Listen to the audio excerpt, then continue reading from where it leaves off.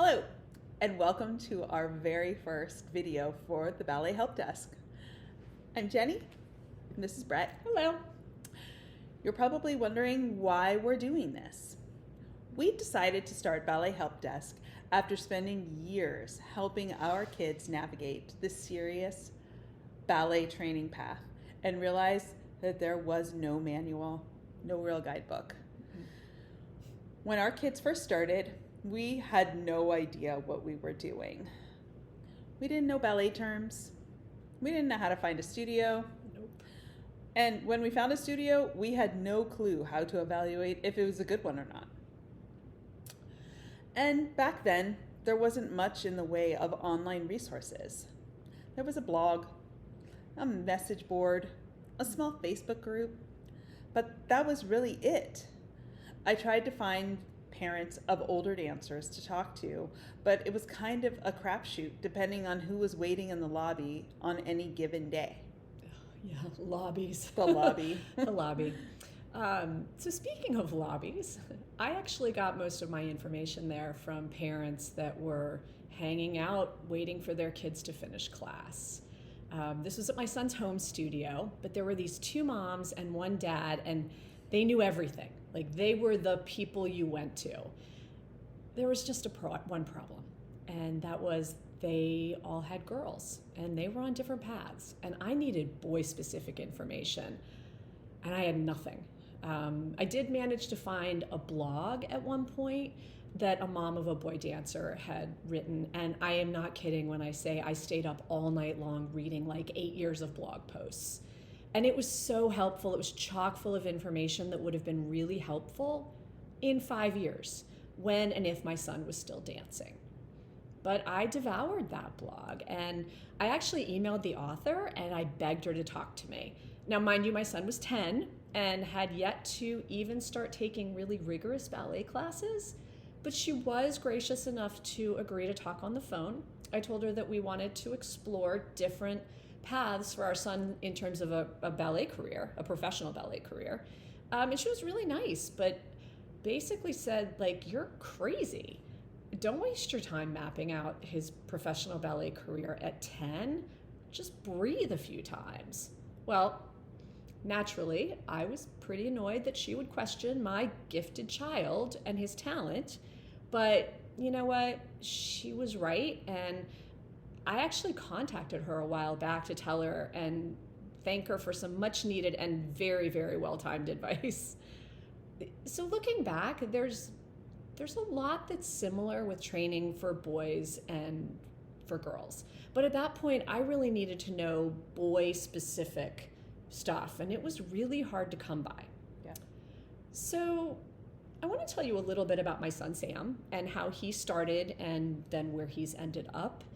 So he's 18 and started dancing when he was 5 after an Irish dance company performed at his preschool. He came home and announced that that's what he wanted to do. So I called every Irish dance school in the Bay Area, San Francisco Bay Area, that's where we live. And he ended up going to one of those schools. He did it for about a year or so. And after that, he switched to a studio that was closer to our house, where he started learning jazz and tap and hip hop and lyrical. And he loved this. Like, he was having such a good time at his rec studio. But then when he was 10, his studio director said, well, if he wants to be any good, he has to take ballet. Yeah, well, that was just not happening. He asked us why he had to take ballet. He's like, it's all classical music and it's so boring. Well, you know, if you want to be any good, that's what you have to do. So after a lot of moaning and maybe a little bribery, we enrolled him at a local ballet studio that was run by 2 teachers who used to teach at the San Francisco Ballet School. They really whipped him into shape. And then they suggested that he do a ballet competition called Youth America Grand Prix, which is YAGP for short. We thought it was crazy. I even had him watch this movie called First Position. Y'all know what First Position is? You know, that movie that follows the 5 kids? Yeah. Be careful. Watching it can backfire on you. We just couldn't imagine that he would make the commitment that the kids in that movie were making at such a young age. So that was an epic fail. he ended up doing the San Francisco YAGP Regional, and he made it to the finals in New York. And it was really a huge turning point for him because he saw all these super talented, older male ballet dancers. We actually thought it might demoralize him because most of the boys were much, much better than he was. But it had the opposite effect. He got back from New York, and it was really off to the races with ballet. So when he was 13, his ballet teacher told him that he had to leave, which was not expected, but they said he needed to be with more boys.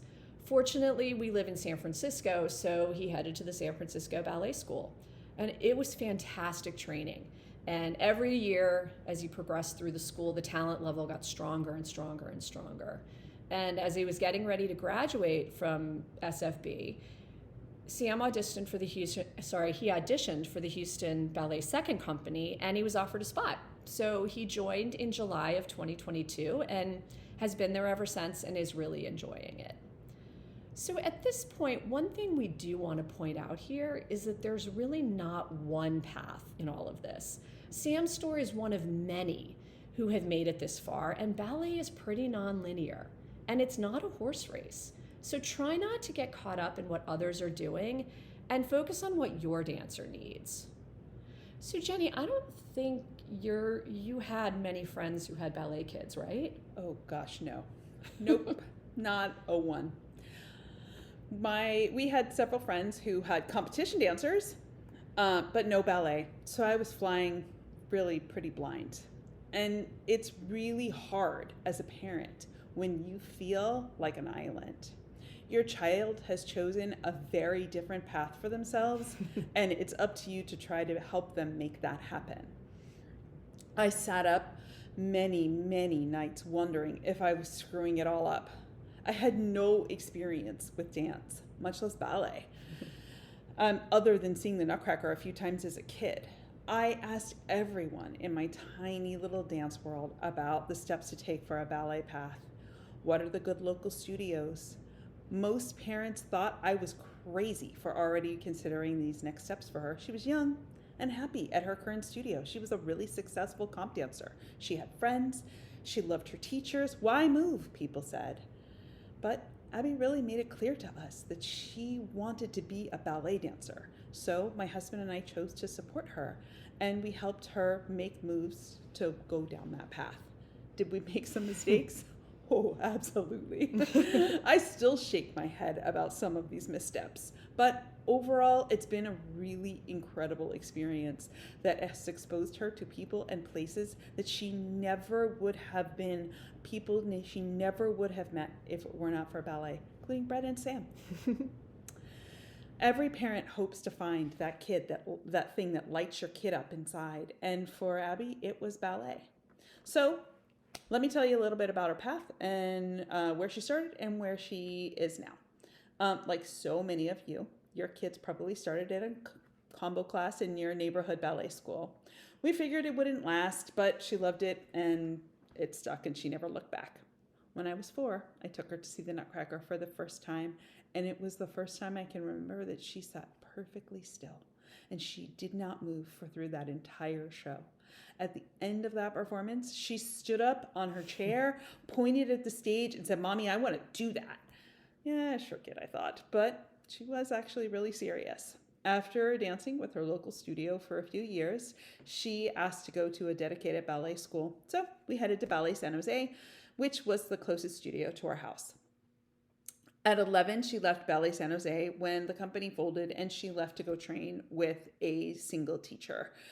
A little over a year later, it became clear that she needed to be at a full-service school with other kids rather than just one person. Remember what we said about ballet being nonlinear? Nonlinear, that's right.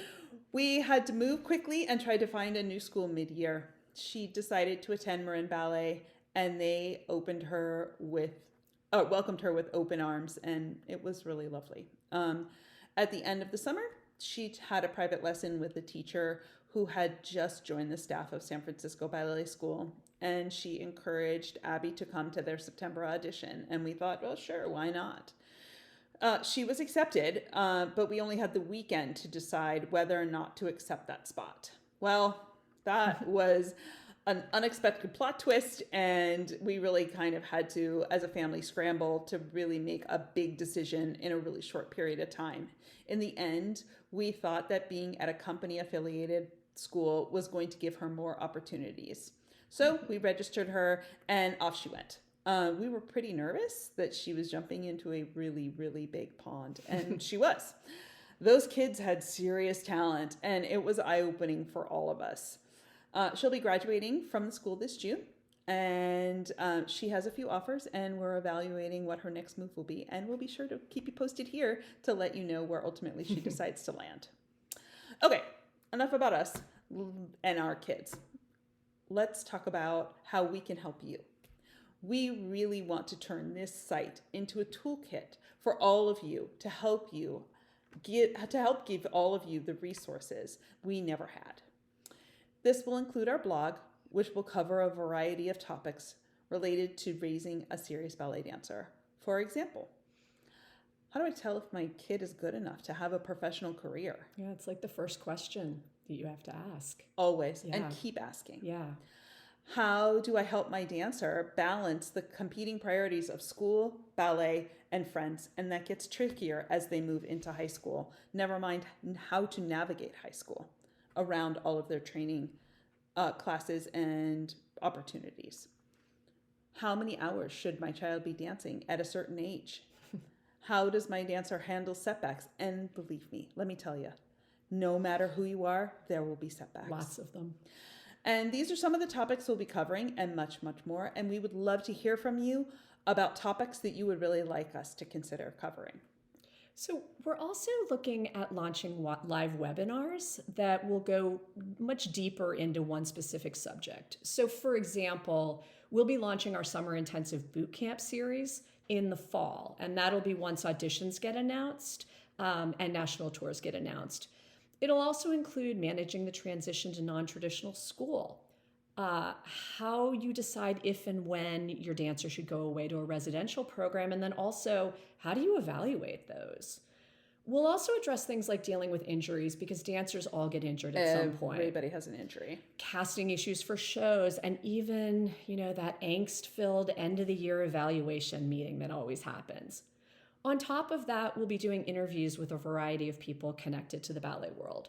We'll talk with some dancers who recently launched their professional careers, wellness coaches who work with dancers, and people who have crunched all the data on which schools most frequently send dancers off to the professional world, and lots more.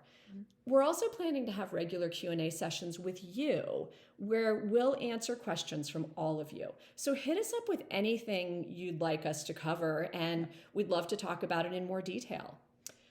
So a few things, though, that we're not here to tell you what to do. We're not here to tell you what to do with your child's ballet training or even how to parent your child. That's your job, and you know your kid way better than anyone else. We'll help you understand the different paths and the different options that exist for ballet training, but we'll never promote a specific way of doing things. So there are too many. There's too many, exactly. So here's something else we won't do. We're not going to compare schools. We see people asking all the time, can you compare this school, with that school? Right. Which one's better? Right.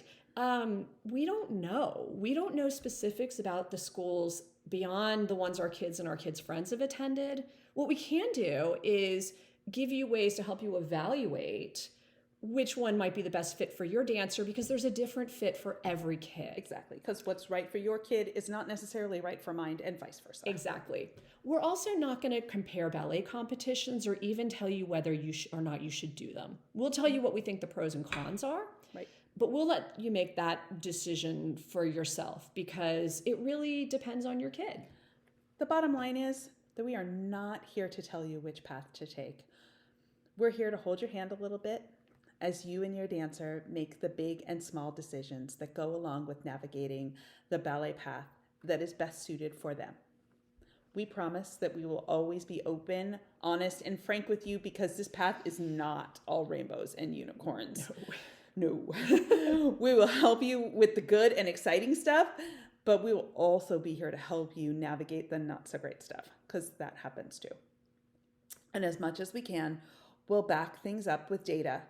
We'll give you a reality check on what the data shows in terms of where the professional dancers are coming from and which schools are producing those dancers.